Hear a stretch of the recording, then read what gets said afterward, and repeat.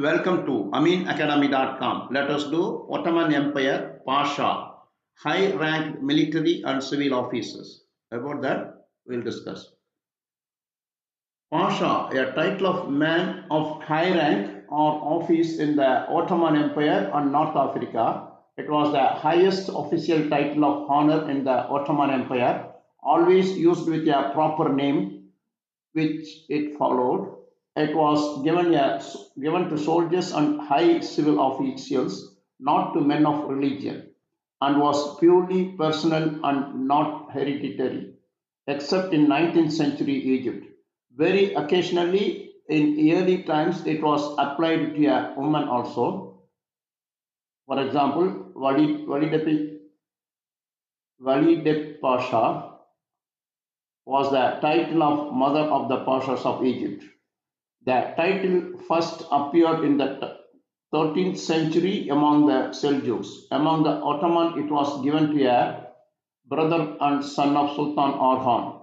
Later, it becomes the prerogative of provincial governors and the viziers of the central administration. In the Tanzimat period, that is 19th century, its uses was extended to the four highest grades of civil and military services. On the fall of the Ottoman dynasty, Pasha was reserved only for soldiers, but even after the Turkish Republic finally abandoned its use in 1934, the title survived in former Ottoman possessions. For example, in Egypt until in 1952. By Turks, it is still used in conversation as a mark of respect to a social superior. Now we'll discuss further about Pashas.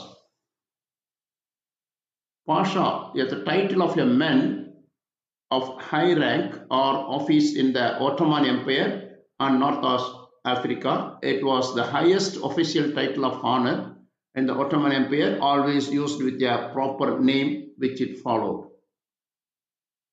In the Ottoman Empire, Pasha was a high rank and title of honor given to senior military officers and civil officials who received that title. The title was given to soldiers, provincial governors, and viziers of the central administration. It was also given to the brother and son of Sultan Orhan. How it was different from their other titles? The title was senior to that of Bey and was purely personal, not hereditary. When it was used, the title was first appeared in the 13th century among the Seljuks. In 19th century, its use was extended to the four highest grades of the civil and military services. The title was also one of the highest titles in the 20th century Kingdom of Egypt and was used in Morocco in the 20th century also.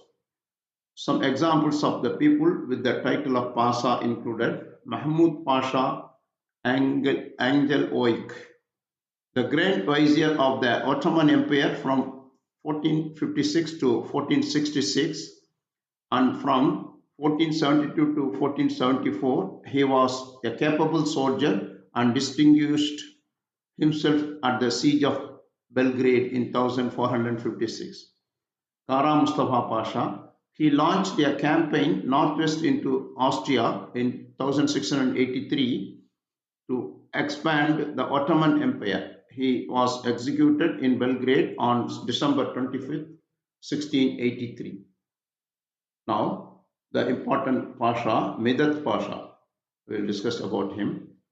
The Midhat Pasha, born October 1822, Constantinople, Ottoman Empire, now Istanbul, Turkey, died in May 8, 1883, Al-Ṭāʿif, Arabia, now in Saudi Arabia, was twice the Ottoman Grand Vizier, who was known for his honest ability, his administrative reforms, and his initiations of the first constitution of the Ottoman Empire in 1876. Son of the Qadi, judge, He was the son of Qadi of Turk judge. Midhat was trained for an administrative career. He joined the office of Grand Vizier, eventually becoming the second secretary to the Grand Council.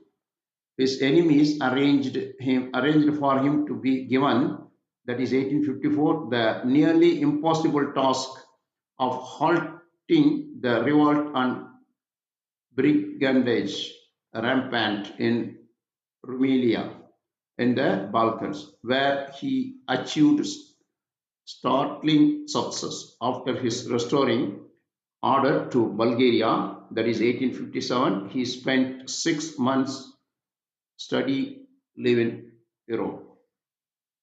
In 1861, Midhat was made a vizier and entrusted with the government of Nice, where his reforms were so successful that Sultan Abdulaziz charged him to help prepare a scheme for their adoption in other parts of the empire. After reorganizing the Council of States, he was made governor of Baghdad in 1869, where his success was as impressive as it is. Midhat took a bold step in 1872. In an interview with the absolutist Sultan, he expressed opposition to the Grand Vizier Muhammad Nadim's anti-reform policies. The Sultan thereupon appointed him Grand Vizier in place of Mahmud Nadim, too independent for the court. However, Midhat remained in power only 3 months. He was later made Minister of Justice and then President of the Council of State. Deteriorating conditions in the empire in 1876 led to a coalition of Midhat, the Grand Vizier, and the Minister of War that deposed Sultan Abdulaziz on May 30 and placed his nephew Murad V on the throne. Murad instantly led to his deposition in August, and he was replaced by his brother Abdul Hamid II. Midhat again became Grand Vizier, and mainly at his urging, the empire first constitution was promulgated on December 23, guaranteeing a broad range of democratic freedom. In the following February, however, he was dismissed around and ordered to leave the country. He was recalled again the next year and appointed governor of Smyrna.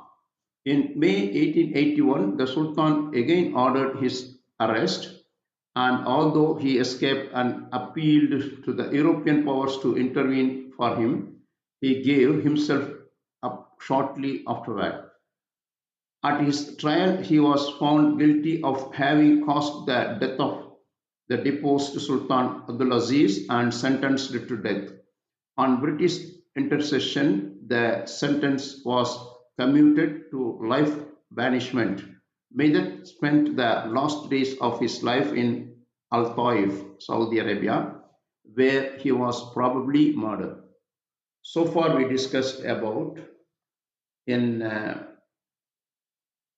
Ottoman Empire, the Pashas. If you have done, please subscribe our YouTube channel.